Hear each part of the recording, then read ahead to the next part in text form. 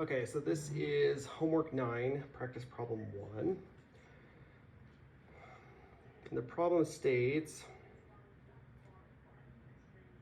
with brakes fully applied, a 1,250 kilogram car deaccelerates from a speed of 72 kilometers per hour.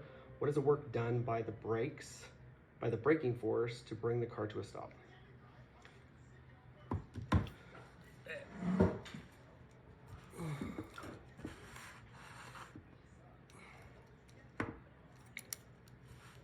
Okay, so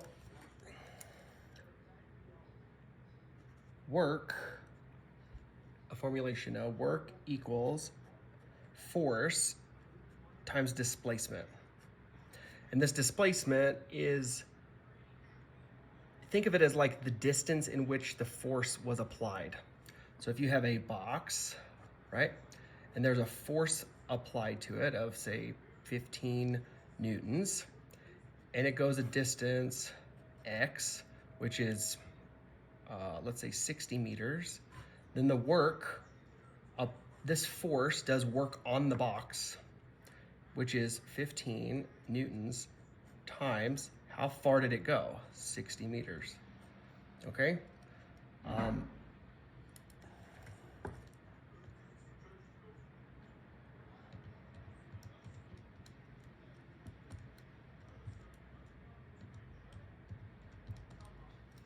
So the work is 900 joules, okay? So in this first problem, it's saying there's a car, okay? And that car is traveling at a speed of 72.0 kilometers per hour, okay? And so it's traveling that fast. And so the brakes are applied, okay? And so the car is going to deaccelerate, okay? And eventually come to a complete stop, right? So velocity is gonna equal 0, okay? So another equation to know is kinetic energy. So the formula for kinetic energy is 1/2 mv squared. So that's the velocity of the object, the weight or the mass of the object, and that is equal to its kinetic energy. And this is also going to be in joules, okay? So for this car, at this point in time, it has kinetic energy, right? Because it's traveling, it has a speed, and it has a weight, so we can calculate its kinetic energy. So the kinetic energy of the car is equal to, and this is the car at the beginning, right? So the car initial, right? As it's going its full speed, is 1/2 mv squared, right? Now this V should really be in meters per second, and the speed they gave us is in 72 kilometers per hour. So let's actually convert that first. So 72 kilometers per hour. We know that in 1 kilometer, there is 1,000 meters, and in 1 hour, there's 3,600 seconds. So we can just multiply these out. So kilometers cancels kilometers, hours cancels with hours. So we have 72 times 1,000 divided by 3,600. So it's 20 meters per second. That's our velocity, our initial velocity. Our final velocity is what? Well, it's just 0, right? Because it says the car came to a complete stop, right? So it's 0. And then we have the mass. So let's do the kinetic energy initial is equal to 1/2 m, which was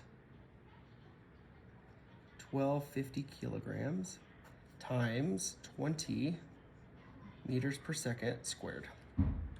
So 20 times 20 is 400. 400 times 1,250 is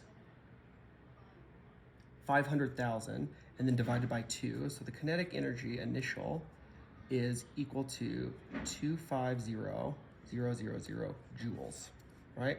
Also 2.5 times 10, so 1, 2, 3, 4, 5, times 10 to the 5th joules, Okay, so that's how much kinetic energy the car has initially as it's traveling at this speed with the weight of the car. It has kinetic energy. So the change in kinetic energy is also equal to the work done. So another way to think of work is equal to the change in the kinetic energy. Okay, so that's just another theorem to know. And so we know what the kinetic energy, the change is. So the change of anything, the delta of anything, is the final minus the initial. So we have kinetic energy final minus kinetic energy initial. The final kinetic energy is what? It's 0, because when the car is completely stopped, there's no more velocity. So 1/2 mv squared, the v becomes 0, and anything times 0 is all 0. So the kinetic energy at the final moment that it stopped is 0. The kinetic energy at initial is we just solved for it right here, right? So the work done is a negative 2.5 times 10 to the 5th joules. So that's the work done by the braking force on the car. And interestingly, it's negative, right? The reason why it's negative, because again, if we go back up here and we look at work equals force